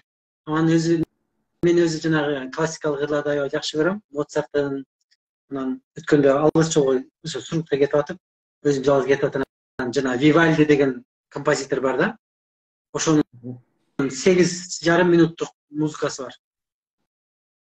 Ошол музыканы коюп, мен ошол учурчакты бир укмуш бир неме болду да. Мурун укчу элем, анча укчу элем, бирок башка деңгээлде угуп жүргөнмүнбү же башка сознанияда угуп жүрдүмбү, ошол күнү мен ошол Вивальдинин музыкасын коюп кетип атып, именно ошол келечектеги эмес, өткөн чактагы эмес, алиги орустарда айткандай здесь и сейчас дегендей, ушул моментте туруп ошол нерсени уктум да, ушул музыканы угуп алдым да, бир башкача уктум, өзгөчө уктум чындыгындачы. Анан азыр ошондон кийин тамактансам дагы ушул моментте азыркы ошол тамак менен рахаттанып, ойду эч жака бурбастан, эми жанагы өткөндү уже өттү, ал кетти. Келечекти дагы кармай албайсың, шупать эте албайсың. Бирдемени элестетсең дагы элестетесиң, бирок кармай албайсың. Моуну аз билесиң, кармап турасың, ушу учурчакта ушуну жесең дагы ошол учурчакты айтасыз го өзүңүз, ошол учурчакты кармаганды акыркы убактарда эме болуп калдым да, учурчакты кармаганга бир аз кармап калдым мындайча айткандачы. Бул акырын келет. Анан шашлык эмес, ооба, мен ошол менен сиз менен бөлүшүп коеюн дедим да. Ооба, эго биздин нафсыбыз. Дайыма ылдамдыкты каалайт. Тезирээк болуп кетсин да. Тезирээк болуп кетсин дейт. Нафсычы. Ошон үчүн бул жерде жана сиз музыка айтып атпайсызбы? Музыка тууралуу мисалы кээ бир музыкалар өткөн чакка киргизет адамды. Мен бул боюнча өзүнчө бир сага кочсом болот. Мисалы күттүм жалым жалгыздыктан тажап бүттүм или мындай тигиндей. Мурунку сүйүүлөрдү кайтарат экен да, сүйүү армандарды. Адамдын учур чагын прошлыйга өткөрүп тастаган учурмелер бар музыкалар. Энергияңды прошлыйга өткөрүп тастайсың. Адамдын энергиясы прошлыйга өткөндө эмне болот? Эго чыңалат. Эми адамдын келечек менен ырдаган музыкалар бар. Анткени өткөн чакка караганда келечек менен ырдаган музыкалар бар, бирок кичине булар бөлүнмелирээк, жакшыраак. Ооба. Өткөн чак менен жашаганга караганда келечек менен жашаган кичине жакшыраак болот. Кудайга жакыныраак болот. Өткөн чакка караганда. Өткөн чактын энергетикасы өтө оор болот. Мен бул боюнча азыр көп маалыматтарды ача элекмин азыр. Өткөн чак менен жашаган любой нерсе проблеманын баары өткөн чакта болот. Маселенин баары. Ата энебиздин өткөн чак бүт жети аталарыбыздын биз жети аталарыбызды тазалайбыз деп атпайбыз, биз жети аталарыбыз тазалаган образдан келбейт биздинчи. Ушул жети атабыздын программасы бизде жатат мисалы. Сен өзүң тазаланганда Алла Таалам таза кишинин дуасын кабыл кылат да жети атаңды эмеге чыгарат деген түшүнүктөр бар. А сен өзүң таза эмес болсоң, таза эмес адамдын немеси үнү Кудайга жетпейт да. А бул динде айтылат атпайбы? Динде. Bir adam deyip 70 adamdı değil, bir kanç adamdı deyip bir işki sürüp getirip. Беш капитан, да, ошондой бир жери бар. Эгер де тазараак адам болсо, олий адамдар болсо дейт, өтө көптөгөн адамдар кирип кирет деген жер бар. Туурабы? Эми карап туруңуз. Сен өзүңдү, эн атаңды, нар жак бер жак ата бабаңды тазалам деп сен өзүңдү тазалап, сен өзүңдү тазалап алсаң, алар автоматически сенин шапатыңдын эсебинен кирип кетет. Шапат деп эме баягы Кудайдын алдына эме келтирбейин, биздин дуабыздын эмебиздин эмес, биздин урматыбызга, таза адамдын урматына биздин ким таза болсо, мен да өзүмдү мактабайынчы, ошолордун урматына биз баягы ата бабаларыбызды эмеден чыгарып кеткенбиз. Көрдүңүзбү?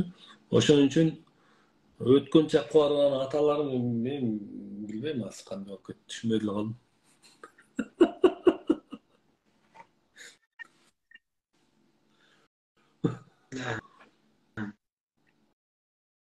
Эң негизи практика. Ошондо карап туруңуз. Адамды өткөн чак, келер чакка кетире турган музыкалар бар. Учур чакта музыкалар бар, сиз айткан. Бирок учур чакта музыкалар өтө редкий. Өтө редкий музыкалар. Мо Куран укканда учур чакка алып келип коет. Манас уккан өтө. Мо стресске түшөм, дайыма ооруп жүрүм деп, ушулар манас уксын. Дастандарды уксын, эпосторду уксын. Мо кыргыздын эмеси коду негизи Манаста катылып жатат. Манаста иштин баары Манаста илгери ооруган жерлерге ата бабаларыбыз барып намаз айтканда ошол оорунун айылдын баарын кырсык жимпинин баары кетип калган, тазалап кеткен. Бул эми илимий факт бул. Мен оюман чыгарган жокмун. Бул жанагы Манастын эмелери китептерде полностью нерселер жазылган. Манас айткан жерлер төрөбөгөндө төрөп кеткен, иши жүрүшпөгөндөн иши жүрүшүп кеткен, кара басып калган жерлердин баары оңоп кеткен мисалчы. Манас айтканды элечи. Туура? Манас уккула мына. Манас иштин баары Манаста. Курманбек Дастан уккула, дастандарды уккула, эртөштүктү угуш керек.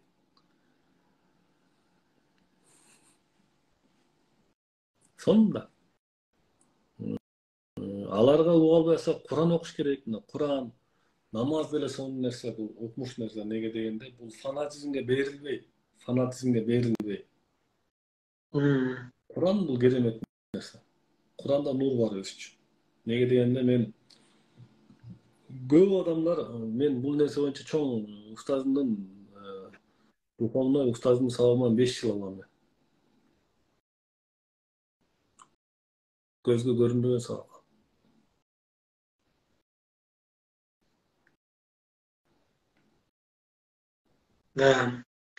Керемет нерселер көп агай.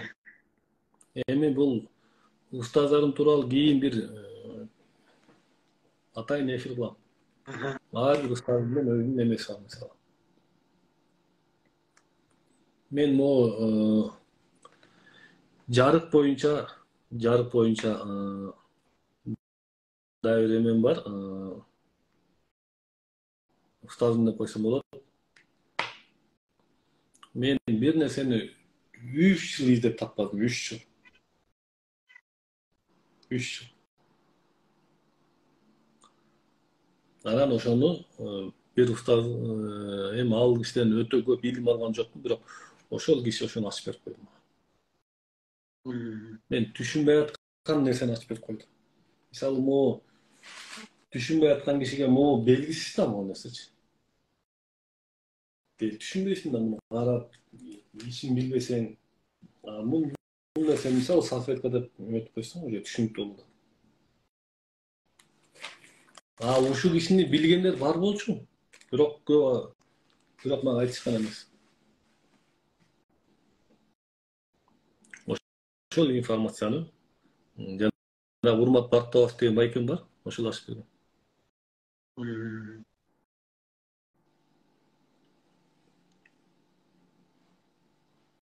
Мен ага бардым. Ошол кишиден да мен өтө керектүү сабактарды алдым. Урмат Бактыбаевтан. Агай, жанагы сөз бар го. Улуу нерсе жөнөкөйлүктө. Кечиресиз, эми ал кишини кээ бирлер бул саясатчынан андай мындай дейиш мүмкүн. Мен саясатчы кимби, мен аны бирок ал кишиден мен жакшы нерсе, жакшы информацияны алдым.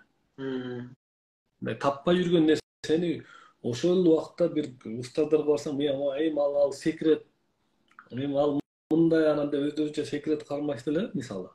Анан ага мынча жылдан келесиң деп ошол киши 5 мүнөттүн ичинде ошол нерсени ачып берип койду. Мен баягы такалып койгон нерсе эле мындай акырын. Ошо Өмүрбек, ал деген мындай нерсе болот. Ал деген мондай кубулуш болот. Кубулуш деген мондай болот мына деп туруп ошол нерсени ачып берип койду мисалы. Ошон үчүн баягы керектүү адамдарды ниетиң түз болсо, Алла таалам керектүү адамдарды жолуктурат. Ооба. Эң туура. Эме да. Мен жанагы ушул нерсеге терең ишенем да. Жанагы кыргыздар деле айтып коет го, биздин тилде. Бул дүйнө тараза дүйнө депчи. Канча берсең, ошончо аласың деген сыяктуу да. Канча чын жүрөктөн жакшы нерсени бердиңби, ошол башка форма түрүндө келе берет. Канча бирөөгө жамандык же болбосо ичиңде кара таш бир немең бар болсо, ал дагы ар кандай проблема түрүндө сөзсүз түрдө кайтат экен да. Ушундай ушул нерсеге жаратылыш мыйзамына ишенем да, терең ишенем. Ушул нерсени чындыкта Кудай таалам жараткан тараза дүйнө. Туура айтасыз. Медитация учуруна учуп кеткен нерсе, медитация учуруна учуп кеткен вообще болбойт, туура эмес медитация. Анан могу жазында урматтуу эл журтка айтып коеюн. Кымыз самал бул өтө чоң дары. Бул боорду тазалайт, боорду. Илгери боор ооруган, андай мындай өпкө, жүрөк, плюс могу канды тазалайт. Кымыз ичкен кыргыз элин билесиздер. Жеңилбес эл болгондо. Жеңилбес. Ооба. Азыр мына мен ушу жазында атайын кымыз эмет коем. Мисалы жанатан бери могун араң түгөттүм. Могу кымызды шашпай ичем мен, могу оозума тилдин алдына коюп, андан полный баягы ошол организмге таратып ичиш керек да. Ошондо полный витаминди дене сиңирип калат дейт. Муну кытайларда дагы, япондордо дагы мусулманчылыкта да айтылган, тамакты шашпай чайнап же дейт. Анткени тамакты ылдам чайнап жегенде шу өтүп ашказанга түшөт. Могу шилекей безleri бөлүнүп чыкпай калат деген дагы илимий тилде, илимий эмеде белгиленген жактар бар. Ошол бал аселди дагы ошентип жегенде мен бир неме үйрөттү эле. Эртең менен балды деп чайный ложкага ошо алгандан кийин оозуна салып 5 минут күтүп тур дейт да, жутпа депчи. Анан акырындап жут дейт, ошонун баардыгы ошол немелерге рецепторлор аркылуу баары сиңсин депчи. Азыр сиз айткан айтса сизде эстеп атпайбы, немени эстеп атпайбы? Балды да ошентип. Ошол сизге ыраазычылык Руслан байкем, элдин баары. Мен саат 10 эле кирдим эле.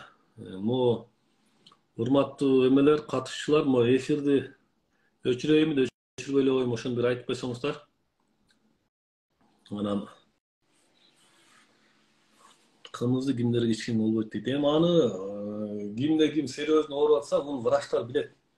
Врачтардан бир кеңешип коюңуздар. Анан эгер врачтар кымыз ичкенге болбойт десе, өзүңүз да байкайсыздар. Түшүнүктүрбү? Анан бул кымызды баягы мас болуу иретинде ичкен, ушу мас болуп жыргайм деп ичкен, бозонунда да мас болуп жыргайм кайф кылам деп кайф кылам деп ичкен нерселер, жасалган нерселер бул эгонун иши болот. Ооба. Урматтуу катышуучулар, анда сизге рахмат, Руслан байке. Сиз экөөбүз Ага, бир жерлештерибизге кайрылуу кылып койсам,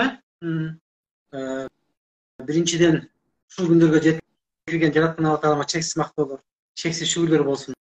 Агай, сизге ыраазычылык, сизге рахмат. Кудай Таала мынакей сизди себепчи кылып мынакей канча адамдарга жарык алып келип атасыз. Ушунуздан жазбаңыз. Сизге чың ден соолук, узун өмүр, юбилейлик бакыт таалайт. Юбилейиңиз менен бактылуу болуңуз, келечекте өзүңүзгө окшогон элге кызмат кылган, Алланын наразылыгы үчүн көп элге кызмат кылган, чыгармаларды таргалап өскөнүз, кыргыздын туусун бийик көтөргөн, намысын коргогон жигиттер, имандуу кыздарды өстүрүп чоңойтуңуз. Ар дайым бар болуңуз, бай болуңуз, аман болуңуз дегенде элибиздин бактысына. Жерлештериме айтарым эми метен жерлештерибизге. Мынакей билбейм эмнегедир мага башында эле ушундай ой келген. Эгерде ушундай агайдын билимин баалап жетише алсак, ушул нерсени түшүнө алсак, жанагы обычно бул биздин немеде барго жашоодо. Япондорду мактайбыз, япондор ушундай калк, немистер болсо аябай эсепке так калк, таза калк деп. Буюрса биз дагы мынакей ушундай илимдер менен Кыргызстаныбызды дүйнөгө тааныта турган таза, жүрөгү таза, өзүбүз ар бир мынакей өзүбүз айтмакчы 70%-тен ашыгы апаларыбыз, аялдар жасап атышат. Бул деген өтө чоң жетишкендик. Өтө 50 чоң. жаштан өйдө 70-70%, 50 Бул да болсо өтө чоң жетишкендик. Мен ушунча кубанычым менен, жүрөгүм менен ушу сүйүнөм. Ушул нерсени баштап атабыз. Ушул нерсени мынакей стадиондогу чогулгандарды көрүп, аны көрүп сүйүнөсүң. Ушунуздан жазбайлы, бири-бирибизге жеткирейли, аракет кылайлы, жүрөгүбүздү тазалайлы. Кыргызстаныбыздын мурунку ата бабаларыбыз канчалык аруулукка, канчалык тазалыкка жеткен болсо, ошондой аруулукка жетели, тазалыкка жетели. Коомубуз оңолсун. Жараткан Алла Тааланын ыраазычылыгы үчүн көп зор иштерде себепчи болуп, жакшы күнөргө жетишип, биргеликте бололук ар дайым. Баарыбыздарга ийгилик, жакшы күнөрдө жолугуштура берели ушундай. Ар бир үй-бүлөгө кут береке, биздин апаларыбызга, мынакей жасап аткан аялдарыбызга ушунчалык ыраазычылык, изденүүчүлөр аябай көп экен, мен ушунчалык сүйүнөм. Изденгендер аябай көп. Ошолорду көргөн сайын жүрөгүң толот, кубанасың, сүйүнөсүң. Айыгып аткан адамдарды көрүп, аларды көрүп ушунча ыраазычылык агай. Рахмат сизге. Сиз да бар болуңуз, мына алыс жакта жүрөсүздөр. Кудайым колдосун, Алла Таалам колдосун сиздерди, бар болуңуздар. Рахмат. Бул эми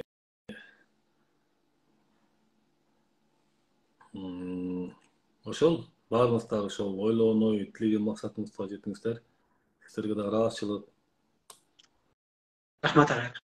Сиз менен таанышканыма кубанычтамын. Ыраазычылык. Элге да аз сүйлөп коеюн, анан эфирден чыгам. Урматтуу көрүүчүлөр,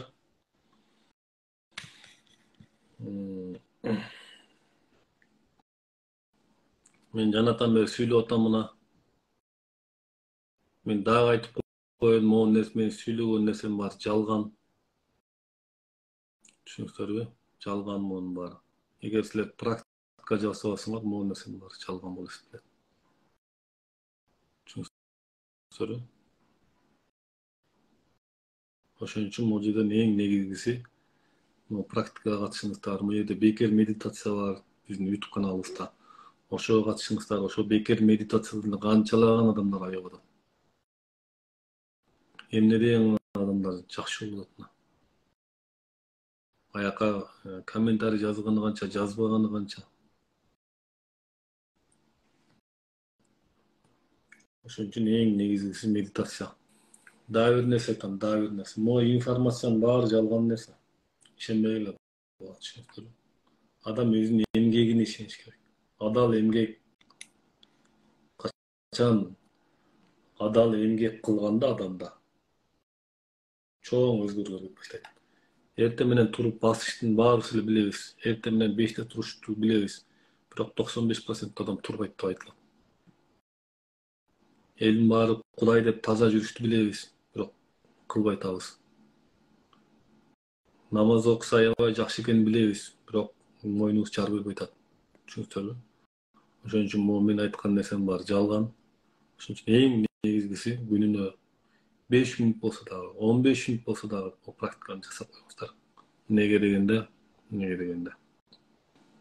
Медитацияны күнүнө 15 мүнөт, 20 мүнөт, жарым саатка чейин жасап койгон адамда инсульт, инфаркт, сахар деген болбойт деп айтылат. Бизде инсульттан жакшы болуп кеткендер канча? Сахардан жакшы болуп кеткендер канча бизде? Кан басымы түшүп аткандар канча? Ошон үчүн урматтуу апалар, аталар 15 мүнөт. 15 мүнөт. Максимум жарым саат жасап койгула. Алла таалам аракет кылган адамды колдойт дейт. Ошон үчүн муну жасап койгон адамдарда инсульт, инфаркт вообще болбойт. Ошентип илимде жазылган, такталган. Анткени инсульт, инфаркт, сахар, махар, орун бар неден пайда болот? Могу чыңалуудан пайда болот. Түшүнүңүздөрбү? Чыңалуудан пайда болот. Адам чыңалды, орун бар пайда болот. Ошон үчүн могу биздин берип аткан нерсе, берип аткан билим деп койсок болот. Ушул адамдагы чыңалууну кетире турган методикалар деп түшүнүңүздөрбү? Чыңалууну кетире турган методика деп түшүнүңүздөр. Ошон үчүн баарыңыздар бар болуңуздар. Аман болуңуздар. Жакшы жатыңыздар. Баарыңыздар ыраазычылык. Көптөн бери эфирге чыкпай калдык эле. Биз сиздерди сагынып калган экенбиз. Эми буюрса реттирип башталганча дагы бир 2 темада чыгышым мүмкүн, көрөбүз, ыңгай келип калса чыгып калышы мүмкүн. Баарыңыздар бар болуңуздар.